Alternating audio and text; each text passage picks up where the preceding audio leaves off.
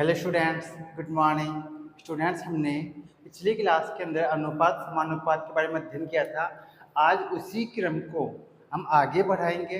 तो आज की क्लास में हम अध्ययन करेंगे वित्तानुपात के बारे में। अब देखिए, वित्तानुपात होता क्या है। अब वित्ता अनुपात को समझने से पहले हम थोड़ा पहले बैक में जाते हैं, पीछे जाते हैं। पिछली क्लास में मैंने आपको ये बताया था कि जब दो अनुपात आपस में समान होते हैं, मतलब बराबर होते हैं, तो उन्हें बोलते हैं समानुपात। ठीक है, मैंने आपको बताया था कि दो अनुपात, जैसे ए अनुपात बी और दूसरा अनुपात है सी अनुपात डी। ठीक है, ये दो अनुपात ये आपस में बराबर है। तो इन दोनों अनुपातों को जो आपस में बराबर है, इसे किस प्रकार लिखा जाता है समानुपात के रूप में? ए अनुपात बी समानुपात सी अनुपात डी। ठीक है, मैंने आपको ये बताया था कि यदि दो अनुपात एक समान हो तो उसको इस प्रकार से लिखा जाता है। अब अगर आपके ये जो मध्य के पद हैं, कौन से पद? ये मध्य वाले जो पद है, मतलब मध्य की जो संख्याएं हैं, ये अगर आपस में बराबर हो, मतलब कहने का मतलब ये हुआ कि अगर आपके b = c हो, मतलब मध्य के दोनों पद आपस में बराबर हो, तो आपके पास कितनी संख्या होगी? केवल तीन संख्याएं। कितनी संख्या होगी? तीन, क्योंकि मध्य का पद तो बराबर होगा। तो इसमें केवल कितने पद होंगे? एक तो a, एक b और एक c। कितने पद होंगे इसमें? तीन पद, क्योंकि मध्य का जो पद होता है वही दो बार रिपीट होता है। ठीक है, तो कहने का मतलब यह हुआ कि यदि, ठीक है, आपके मध्य का पद दो बार रिपीट हो जाए, ठीक है, तो यदि ए बी और सी, ठीक है, वित्तानुपात में होंगे, वित्तानुपात में हो, तो इसे किस प्रकार लिखा जाएगा? देखिए, ए अनुपात बी समानुपात बी अनुपात सी, इस प्रकार से लिखा जाएगा। वित्तानुपात में केवल आपको तीन पद दिए हुए होते हैं, क्योंकि इसके अंदर क्या होता है, मध्य वाला जो पद होता है, जो मध्य का पद होता है, वही दो बार लिखा जाता है। जो कि पहले अनुपात में अंतिम पद होता है, क्योंकि दूसरे अनुपात में पूर्व वाला पद होता है, मतलब पहले वाला पद होता है। तो यहाँ पे b = c, जो मध्य पद होते हैं आपस में बराबर होते हैं, जबकि जो भिलाई पद होते हैं ये आपस में अलग अलग होते हैं। ठीक है, तो ये आपके वित्तानुपात में हो गए। अब देखिए, मैंने आपके साथ ही ये भी बताया था समानुपात के अंदर कि जब दो अनुपात आपस में बराबर होते हैं, ठीक है, तो उनमें एक संबंध पाया जाता है। और वो संबंध कौन सा होता है? मैंने आपको कहा था कि मध्य पदों का गुणा बराबर होता है भिलाई पदों के गुणनफल के। ठीक है, मैंने आपको कहा था मध्य पदों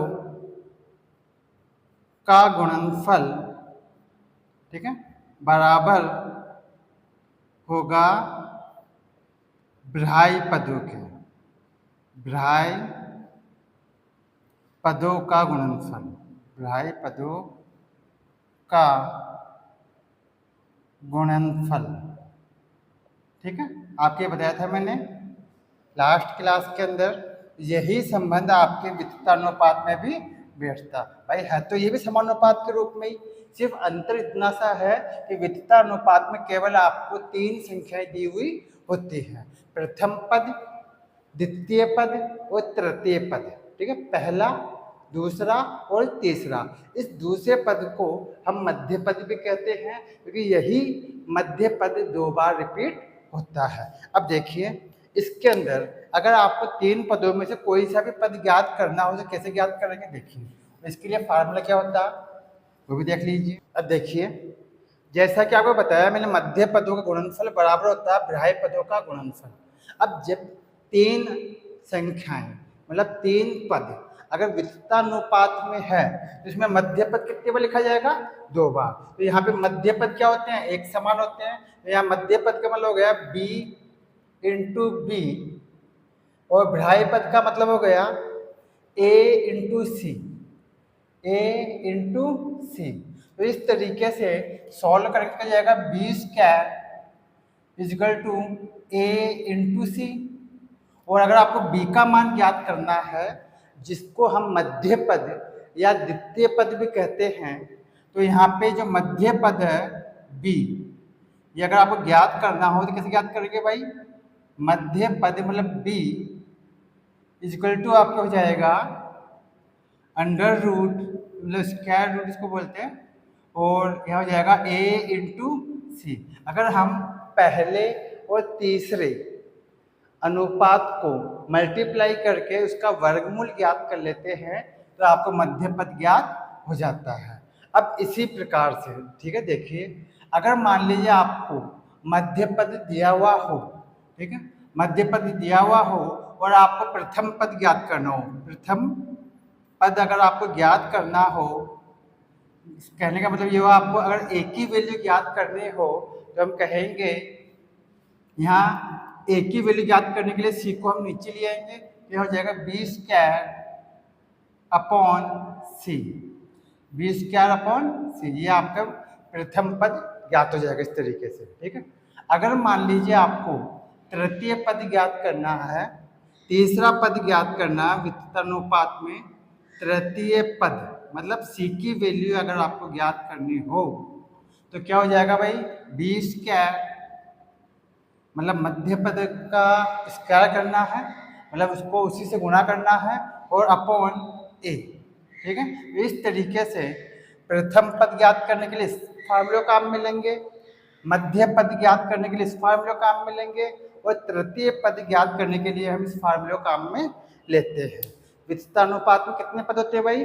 3 पद होते हैं, जिसमें प्रथम पद, मध्य पद और तृतीय पद होता है। ठीक है, और इसमें मध्य पद को ही 2 बार लिखा जाता है। ठीक है, इस तरीके से 2 अनुपात हो जाते हैं। अब देखिए इससे संबंधित जो क्वेश्चन होते हैं वो आपके किस प्रकार से आते हैं, उसको किस तरह से हम सॉल्व करेंगे। ठीक है, देखिए आगे। अब आप देखिए एक क्वेश्चन लेते हैं हम। ठीक है, देखिए 4,6 का तृतीयानुपाती ज्ञात कीजिए। ठीक है, तृतीयानुपाती ज्ञात करना है, ज्ञात करें। आपको तीसरा अनुपात इसमें ज्ञात करना। अब देखिए यहाँ पर वितरणानुपात है, तो ये जो पहला पद है 4, ये फर्स्ट पद हो गया, ए की वैल्यू 4, फिर जो मध्य पद है वो हो गया आपका 6, क्योंकि जो द्वितीय पद होता है उसे ही हम मध्य पद मानते हैं। इस 6 को हम 2 बार लिखा देंगे, यहाँ हो जाएगा 6, फिर समानुपात का चिन्ह, फिर 6, और यहाँ पर जो तीसरा अनुपात है उसको हम मान लेंगे यहाँ पे x। ठीक है, प्रथम पद ये हो गया, मध्य पद में 6 आ गया, और जो तृतीय पद है इसमें आपके हो गया x। ठीक है, अब क्या काम करेंगे, जैसे कि बताया था आपको मध्य पदों का गुणनफल बराबर होता है बृहय पदों के। ठीक है, तो इन बृहय पदों का गुणनफल और इन मध्य पदों का गुणनफल क्या होता है? आपस में बराबर होता है। उसी संबंध के आधार पर हम लिखेंगे यहाँ पे 4 into x is equal to 6 into 6। ठीक है, तो हो जाएगा x is equal to 6 into 6 upon 4। ठीक है, यहाँ हो जाएगा x इजगल टू 36 अपॉन 4। 4 का डिवाइड करेंगे 36 में तो आपको प्राप्त हो जाएगा 9। तो कहने का अर्थ ये हुआ कि यहाँ पर जो x की वैल्यू कितनी होगी? 9, मतलब यहाँ पर 9 होगा तीसरा अनुपात, मतलब तीसरा पद क्या होगा? 9। ठीक है, ये तो वो एक क्वेश्चन। अब देखिए इसमें अगर मान लीजिए आपको प्रथमानुपात ज्ञात करना हो तो देखिए एक और देखते हैं हम। मान लीजिए आपको लिखा हुआ है 6,9 का प्रथमानुपाती ज्ञात करें। इसमें प्रथम अनुपात आपको ज्ञात करना है। ठीक है, अब देखिए इसमें कैसे करेंगे। यहाँ पर मध्य पद दिया हुआ है और तृतीय पद दिया हुआ है। ठीक है, प्रथम पद आपको ज्ञात करना, जैसे प्रथम पद को मैं x मान लेते क्या जगह x 6 और 9 हो गए 3 पद। अब यहाँ पे जो मध्य का पद है इसको हम कितने बार लिखेंगे, 2 टाइम, 2 बार, इसको हम 2 बार लिखेंगे। यहाँ पे वित्तानुपात में है, ठीक है। तो लिखेंगे यहाँ पे x, फिर अनुपात, फिर 6, फिर समानुपात, फिर दोबारा से 6, फिर अनुपात और फिर 9।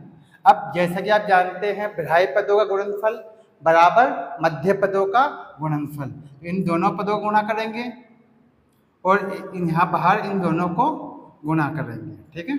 अब देखिए यहाँ पे हो जाएगा x इंटू 9 यानी 9 into x is equal to 6 into 6, 6 into 6 हो जाएगा 9x इज इक्वल टू 36। अब x की वैल्यू याद करेंगे, यहाँ हो जाएगा आपके x is equal to 36 upon 9। जब 9 का डिवाइड करेंगे 36 में कितने टाइम जाएगा भाई, 4 टाइम, ठीक है। तो यहाँ पे जो प्रथम पद है तो कितना होगा, 4 होगा। और आप देखेंगे तो यहाँ पहला पद क्या था, 4 ही था। अब हम आते हैं, अगर आपको मध्य पद ज्ञात करना हो, अगर आपको प्रथम पद और तृतीय पद दिया हुआ हो तब मध्य पद किस प्रकार से ज्ञात करेंगे वो भी देख लीजिए। देखिए अब हम इसी क्वेश्चन में, अब जब हमने क्वेश्चन किया था उसी क्वेश्चन में मध्य पद ज्ञात करते हैं पहले, ठीक है। देखिए 4 और 9 का मध्यानुपाती, जिसको हम द्वितीयानुपाती भी कहते हैं, ठीक है। दूसरा पद भी यही होता है, मध्यानुपाती ज्ञात करें, ठीक है। अब देखिए यहाँ पे मध्य पद ज्ञात करना, तो मध्य में क्या जाएगा, x, क्या हो जाएगा x। यहाँ पे तीनों वित्तानुपात में है इसलिए x को, मतलब जो मध्य पद है इसे हम 2 टाइम 2 बार लिखेंगे, क्या हो जाएगा 4 अनुपात x समानुपात x फिर अनुपात 9। तो देखिए मध्य पदों का गुणा बराबर विधायी पदों का गुणनफल या विधायी पदों का गुणा, तो जाएगा x into x is equal to 4 into 9। यहाँ x इंटू एक्स कितना हो जाएगा, x square is equal to 36, ठीक। अब यहाँ पे स्क्वायर है, इधर क्या हो जाएगा, रूट बन जाएगा, तो यहाँ हो जाएगा आपके x is equal to root 36, x की वैल्यू आपके आ गई 6, यहाँ मध्य पद क्या हो गया, 6 हो जाएगा, ठीक है। अब देखिए इसी प्रकार एक और देखते हैं हम। मान लीजिए आपके पास एक क्वेश्चन है 21 और 189 का मध्यानुपाती ज्ञात करें। इसमें भी मध्यानुपाती ज्ञात करना है। अब देखिए इसमें भी मध्य का पद हम क्या मान लेंगे, x, तो जगह 21 x 189, ये तीनों वित्तानुपात में है, प्रथम पद मध्य पद और तृतीय पद, ठीक है। तो मध्य पद कितने टाइम लेंगे, 2 टाइम, तो जगह 21 अनुपात x फिर समानुपात फिर x फिर अनुपात और 189। अब देखिए यहाँ भी हम पहले मध्य पदों का गुणा करेंगे, ठीक है। आप चाहें डायरेक्ट तो फार्मूला पे काम में ले सकते हैं, b is equal to under root a into C, ठीक है, वैसे भी कर सकते हैं आप। अब देखिए यहाँ पे x इंटू एक्स क्या हो जाएगा, एक्स स्क्वायर, मतलब x into x is equal to जाएगा यहाँ पे 21 इंटू 189, ये हो जाएगा x इंटू एक्स करने पे एक्स स्क्वायर, और इन दोनों को मल्टीप्लाई करेंगे तो आपको ज्ञात हो जाएगा 3969, ठीक है। यहाँ स्क्वायर है तो x इज इक्वल टू हो जाएगा आपके रूट 3969। जब इसका स्क्वायर रूट मतलब वर्गमूल ज्ञात करेंगे आप, इधर कर लेते हैं हम, ठीक है, इसका वर्गमूल ज्ञात कर लेते हैं 3969, ठीक है। अब देखिए यहाँ पे 61 ये बन जाएगा, 61 ये बन जाएगा, हो जाएगा 6, ठीक है। तो यहाँ हो जाएगा 36, 6 में 6 ऐड कर देंगे, नीचे हो जाएगा 12, यहाँ बचेगा 3, माइनस करने पे 69, ठीक है। यहाँ पे क्या लेंगे हम, 3 ले लेंगे, ठीक है। तो यहाँ हो गया 3 3 जा 9, 3 2 जा 6, 3 1 जा 3। वर्गमूल निकालना आपको ज्ञात करना आपको आता होगा, ठीक है। तो यहाँ पर इसका वर्गमूल कितना गया 63। तो इस तरह से यहाँ पे जो मध्य पद है वो कितना है 63 होगा। अब अगर आपको जांच करनी हो कि आपका जो आंसर है, जो आपने जो मान ज्ञात किया वो सही है या गलत है, तो आप क्या काम करेंगे, x के स्थान पे x की वैल्यू पुट कर देंगे, फिर मध्य पदों का गुणा और बाह्य पदों का गुणा करके देखेंगे तो आपके बराबर वैल्यू प्राप्त होगी। यहाँ बाह्य पदों का गुणनफल कितना आ रहा है 3969। तो अगर आप 63 को यहाँ लिखेंगे तो 63 इंटू 63 करेंगे, 63 का मल्टीप्लाई करेंगे 63 से, तब भी आपको वही वैल्यू प्राप्त होगी जो बाह्य पदों को गुणा करने पे प्राप्त हुई है, ठीक है। ऐसे यहाँ पर देखिए, अगर यहाँ पर हम x के स्थान पर, ठीक है, 6 कर देते हैं, ठीक है, x के स्थान पे अगर 6 कर देंगे तो 6 से कितना हो जाएगा 36, और यहाँ 4 9 जब कितना होता है 36, मतलब बाह्य पदों का गुणा और मध्य पदों का गुणा आपस में बराबर होना चाहिए, ठीक है, तभी वो आपस में समानुपात में होते हैं, ठीक है, या वित्तानुपात में भी तभी होंगे। वित्तानुपात कितने पद होते हैं 3, समानुपात कितने होते हैं 4 अलग अलग पद होते हैं, ठीक है, समझ में आ गया। तो नेक्स्ट क्लास में हम फिर मिलेंगे इसी टॉपिक को आगे बढ़ाते हुए, तब तक नमस्कार।